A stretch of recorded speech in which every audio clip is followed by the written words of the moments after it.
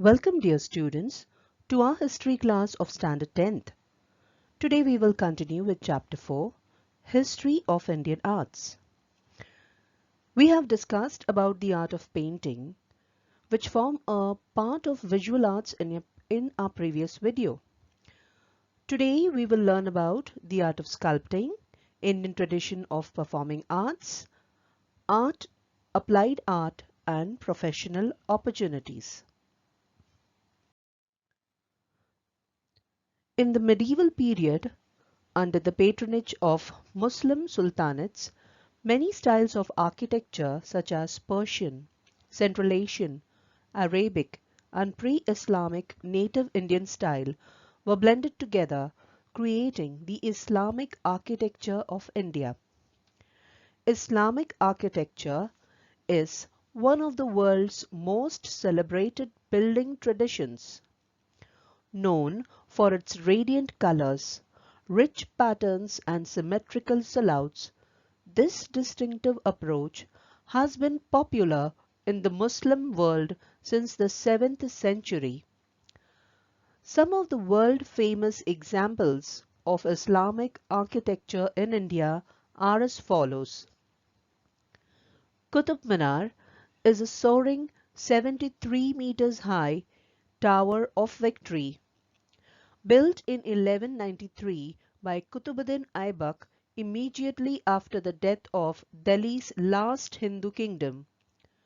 The tower has 5 distinct stories, each marked by a projecting balcony and tapers from a 15 meters diameter at the base to just 2.5 meters at the top.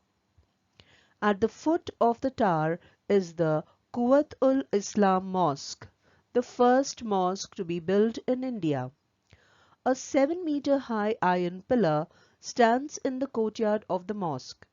No one can, however, dispute that the tower is not only one of the finest monuments in India, but also in the world. Qutbuddin Aibak, the first Muslim ruler of Delhi, commenced the construction of the Qutb Minar in 1200 AD, but could only finish the basement. His successor Iltutmish added 3 more stories, and in 1368 Firoz Shah Tughlaq constructed the 5th and the last story. The Qutb Minar complex of buildings has been declared as a World Heritage. One knows that the Taj is one amongst the world's wonders. One knows that it is amongst the UNESCO World Heritage Sites. One knows the Taj as a legend of eternal love of an emperor for his favorite queen. Well, the Taj has distinctions much beyond these. Pathway beside the reflecting pool with fountains up to the mausoleum is crafted in soft and pure marble and jeweled with semi-precious stones, wherein the serenity of the paradise rests the queen in peace with her king.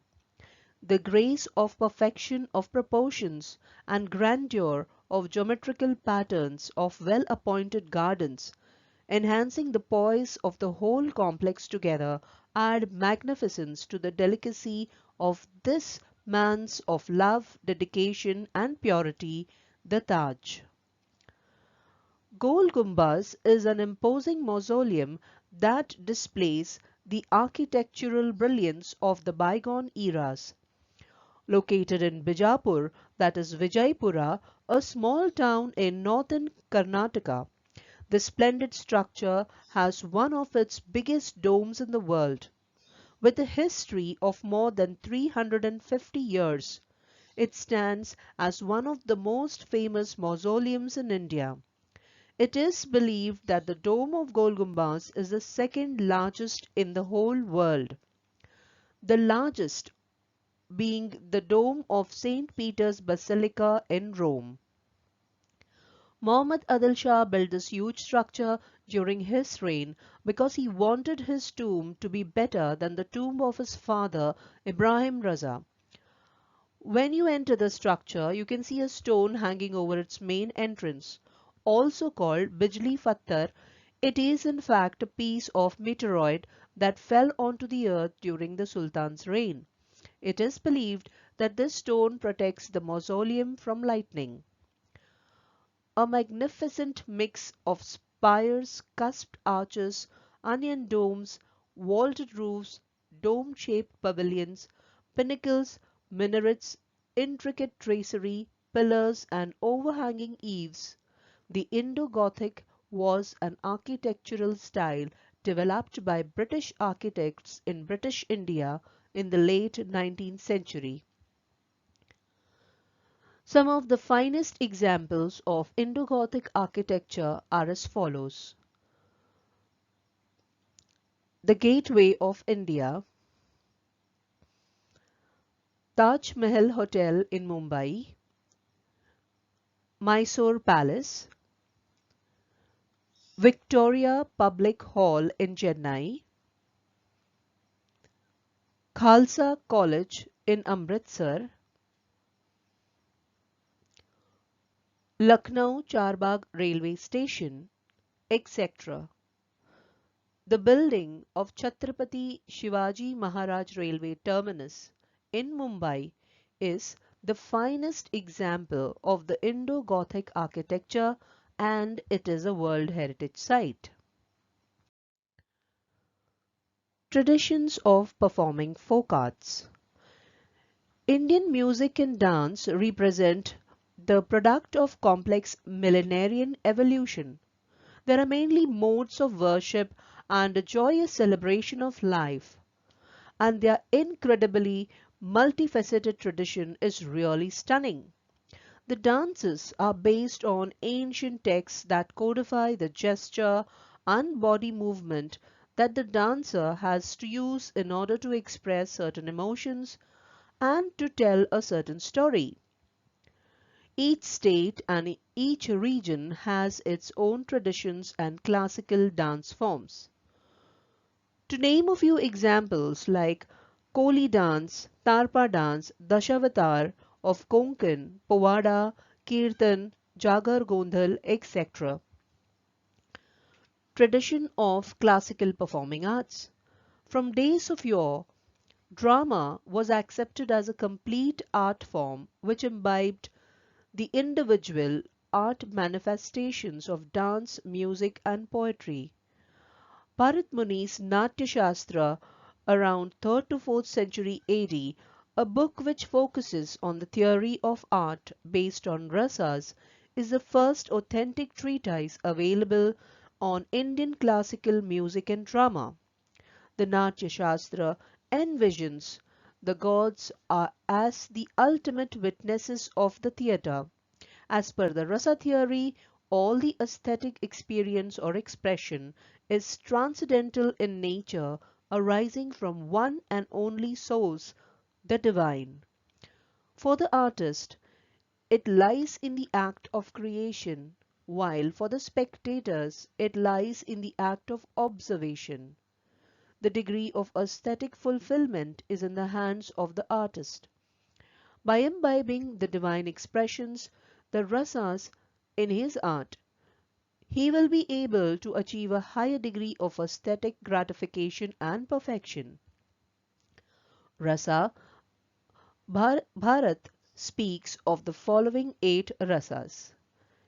Shingara. Shingara rasa, the feeling of love. Hasya, the feeling of joy.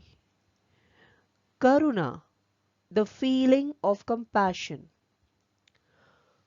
Raudra, the feeling of anger. Veera, the feeling of bravery. Bhayanaka, the feeling of fear. Vibhitsa, the feeling of hatred. Adbhuta, the feeling of wonder. Later, in the 17th century AD, Abhinav Gupta, one of the greatest Kashmiri musician and dramatist of his times, introduced the 9th rasa, the Shanta rasa, the feeling of happiness or calmness. Thus, a collection of 9 rasas emerged, which gained popularity as Nau Rasas. Today, we recognize two systems of classical music, the Hindustani and Carnatic. Carnatic music is confined to Karnataka, Andhra Pradesh, Tamil Nadu and Kerala. The classical music of the rest of the country goes under the name Hindustani classical music. Of course, there are some areas in Karnataka and Andhra where the Hindustani classical system is also practiced. Similarly, there are two forms of it, classical that is Shastriya and semi-classical that is Upashastriya. The semi-classical has included many styles of folk music. Dance is an ancient and celebrated cultural tradition in India. Folk dances abound all across the country, and huge crowds of people can be found dancing at festivals and weddings.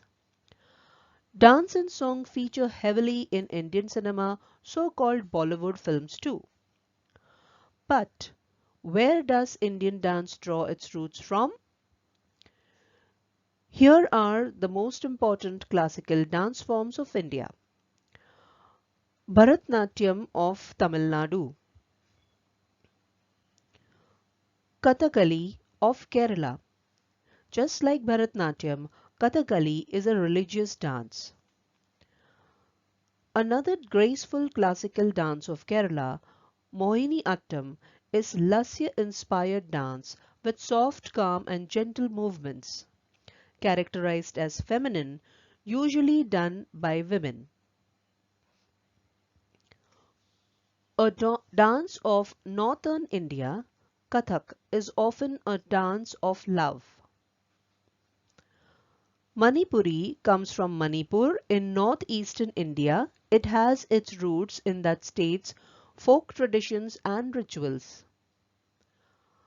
Unlike the other styles mentioned, Kuchipudi requires talent in both dancing and singing. This dance from the state of Andhra Pradesh in southeastern India. Odissi is indigenous to Orissa in eastern India. It is prominently a dance for women with postures that replicate those found in temple sculptures. Based on archaeological findings, Odissi is believed to be the oldest of the surviving Indian classical dances. Lavani is a genre of music popular in Maharashtra. Lavani is a combination of traditional song and dance, which particularly performed to the beats of dholki, a percussion instrument. The month of December in Pune is always booked for concerts of Indian classical music, as the Savai Gandharva Sangeet Mahotsav is organized every year. It is one of the biggest congregations of Indian classical musicians and dancers in the country. The likes of Pandit Ravi Shankar, Pandit Hari Prasad Chaurasia, Pandit Shivkumar Sharma, Ustad Zakir Hussain and Ustad Vilayat Khan have graced the festival with their august presence over the years. The festival is a commemoration of the achievements of Pandit Savai Gandharva. Shehnai, santoor, bansuri, violin and other musical performances as well as classical dances are showcased at this festival. The festival is organized by the Arya Sangeet Prasarak Mandal, which was established by Bharat Ratna Pandit Bhimsen Joshi. Uday Shankar, father of modern Indian dance. Uday Shankar was the pioneer of Indian non-classical dance forms, which enthralled Western audiences with his unique style. Uday Shankar was an Indian dancer and choreographer, best known for creating a fusion style of dance, adapting European theatrical techniques to Indian classical dance, imbued with elements of Indian classical, folk and tribal dance, which he later popularized in India and Europe. Thus, the scope of the presentation of Indian performing arts seems to be constantly expanding. The same phenomena is apparent in the field of Indian visual arts. Various opportunities of research are available in this field. Art historians can work in the field of journalism. An expert with deep understanding of art history is required in the art market to access the exact value of an art object or to ensure that it is genuine.